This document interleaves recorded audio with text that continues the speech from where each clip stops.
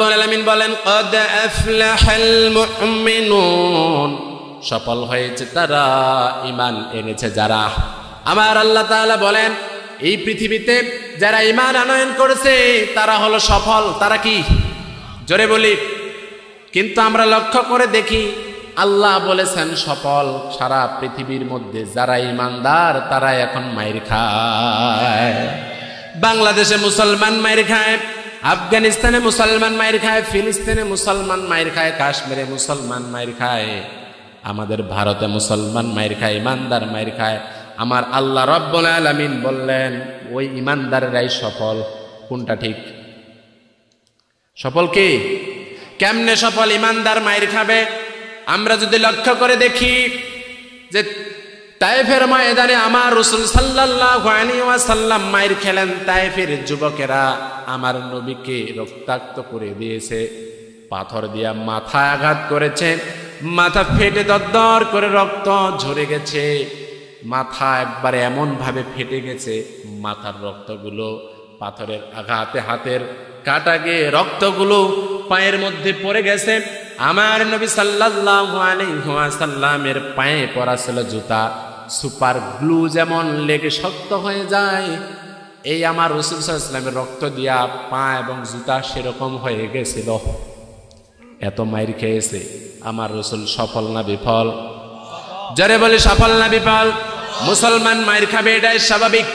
কারণ বদরের যুদ্ধে যখন অনুষ্ঠিত হয় ৩১৩ জন আমাদের ঈমানদার সাহাবী, তার মধ্যে শহীদ হয়েছেন ১৪ জন। কতজন? বাকি থাকে ২৯৯ জন, ঠিক কিনা? এই ২৯৯ জনের শুধুমাত্র ২ জন বাদে একজনও বাকি নাই যাদেরকে ব্যান্ডেজ করা লাগেনি। কারো হাত ভাঙছে, পা ভাঙছে, কারো শরীর কাটা গেছে, মাথা ফেটে গেছে, সবাইকে ব্যান্ডেজ করতে হয়েছে। ওই ২ জন কাকে ব্যান্ডেজ করা লাগে নাই। তবে এমনও মাইর তারা খেয়েছে হাড় পর্যন্ত ফুলে গেছে। তার মানে মুসলমান মাইর খাবে, এটাই স্বাভাবিক কথা। বলেন ঠিক কিনা? আবার আল্লাহ তাআলা বলেন ওয়ালা তাহিনু ওয়ালা তাহজানু ওয়া আনতুমুল আ'লাউনা ইন কুনতুম মুমিনিন, তোমাদের ভয় নাই, তোমাদের চিন্তা নাই, তোমরাই বিজয় হবে যদি তোমরা ঈমানদার হও। আল্লাহু আকবার। তাহলে ঈমানদার হতে হবে। এই তাফসীরে আহসানুল বায়ানের মধ্যে এটা এসেছেন, শোনেন। এই যে রমজান মাস আসতেছে, ঈমানদার বান্দা যখন ইফতার নিয়ে সামনে বসে, ইফতারের সাথে সাথে বসে না, আধা ঘন্টা আগে বসে, ২০ মিনিট বা আধা ঘন্টা আগে বসে, ঠিক না? ঠিক ঈমানদার এমন মনে করবে যে আমি ঈমান আনছি, আমার বিজয় হবে, এটাই ঠিক।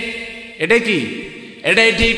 ওই রোজাদার যেমন মনে করে ইফতার নিয়ে বসছি, আমার সামনে ইফতারের সময় ঘনিয়ে আসবে, আমি এক সময় ইফতার করব। ঈমানদার মনে করবে আমি তো ঈমানদার, আমার যত কিছু হোক না কেন বিজয় আমার নিশ্চিত হবে। ঠিক কিনা মুসলমান? এজন্য ঈমানদার হওয়ার দরকার আছে না নাই? ঈমানদার সংগ্রাম, ঈমানদার একটা সংজ্ঞা জানেন কোরআন থেকে। রব্বুল আলামিন বলেন আল্লাযীনা আমানু ইউকাতিলুনা ফি সাবিলিল্লাহ।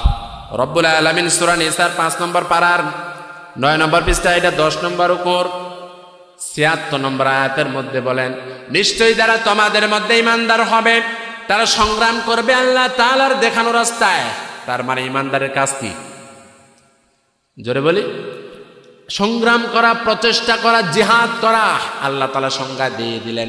ঈমানদারের অনেক সংজ্ঞা আছে না নেই? তার মধ্যে এটি হলো কোরআনের একটি সংজ্ঞা। তাহলে ঈমানদার সব সময় সংগ্রাম করবে, প্রচেষ্টা করবে আল্লাহর জমিতে আল্লাহর দিন কিভাবে কায়েম করা যায়, কিভাবে আল্লাহর দিন কায়েম হবে, এই চিন্তা ঈমানদার বান্দার সব সময় থাকবে, ঠিক না? ঈমানদার কিনা? কথা বলো, আমরা সবাই ঈমানদার কিনা? জোরে বলি।